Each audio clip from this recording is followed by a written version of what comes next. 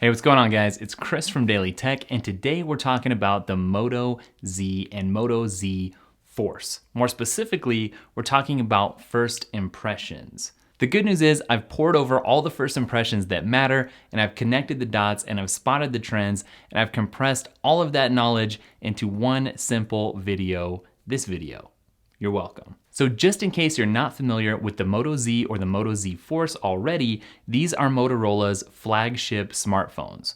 And the big deal with these phones is that they're modular. So you can snap on an extra battery pack or a speaker or even differently styled backs. And so that is what we're gonna start talking about first in this video. So among all the different tech reviewers, there's a real sense that this is the best modular smartphone we're going to see until Google's Project Aura comes to life. And why is that? Well, it's mostly because the customization potential is pretty much unmatched. So basically everybody unanimously agrees that the Moto Z and the Moto Z Force are way better at modularity than the LG G5. And the key word that kept popping up was the word simple. The Moto Z and the Moto Z Force are way simpler to modify than the LG G5. You don't have to restart the phone and you don't have to kind of take it apart just to snap on a mod. And I noticed time and time again, people were saying that the mods are also really easy to snap off if you just use your fingernail. And at the same time, even when you shake the phone, you can't get the mods to come off. So they're pretty sturdy and solidly attached.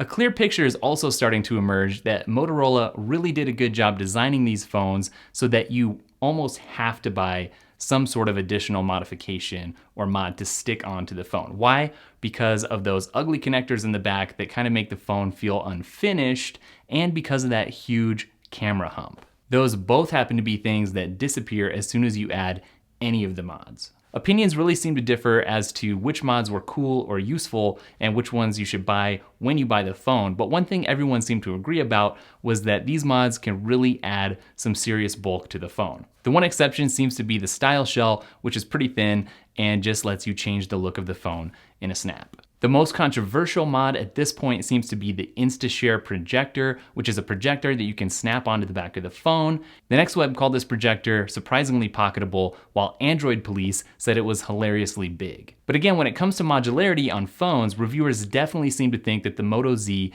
did a great job with both the idea and the implementation. All right, so let's talk about the design just a little bit. When it came to the design, early reviewers mostly seemed impressed or wowed by two things. Number one, the incredible thinness of this phone, and number two, the huge camera hump. Now, of all the influential outlets and journalists that I checked out, I'd say about 85% of them are really satisfied and really seem to like the design of the Moto Z. One thing that almost every reviewer commented on was just how big the phone's bottom bezel was. Another thing people kept mentioning was just how light this phone was. In fact, some people called it freakishly light, and that made them wary of almost picking up the phone.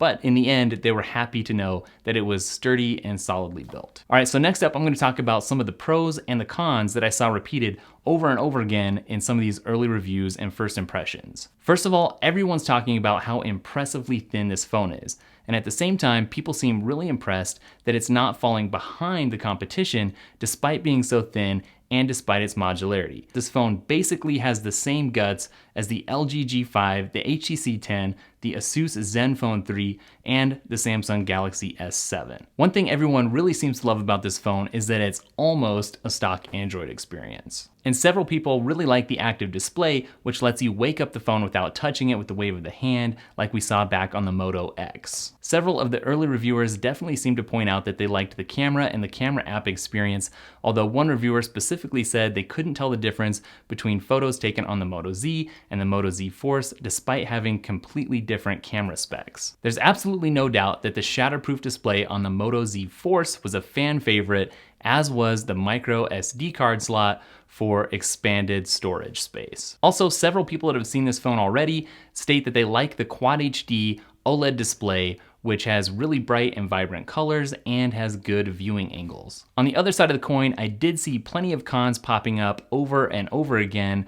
Number one amongst those being no headphone jack. So there's only one USB-C port and if you want to use wired headphones, you're going to be stuck using an adapter. The next thing that absolutely everybody mentioned was that huge camera hump, which nobody likes, and it's big enough that if you're trying to type on a flat surface, it's going to rock the phone back and forth a little bit. Another thing that absolutely everybody mentioned they hated was the pre-installed Verizon bloatware. And while we're at it, lots of people are going to be disappointed when they find out that this is a Verizon exclusive, at least at launch. And finally, one thing that reviewers pointed out in great numbers were that the buttons on the side of the phone for power and volume were very awkwardly placed up towards the top. All right, guys, that wraps up this video. I hope you enjoyed it. If you did, hit subscribe. And by the way, Dailytekk has been around as a blog since 2012 and has been viewed over 17 million times by now. If you haven't checked it out yet, go check it out. We have tons of awesome lists, a top 3 list every single day during the week, and lots more as well. All right, guys, catch up with me on Snapchat, Instagram, Twitter, and wherever else you can, and I'll see you in the next video. Later. Nailed it.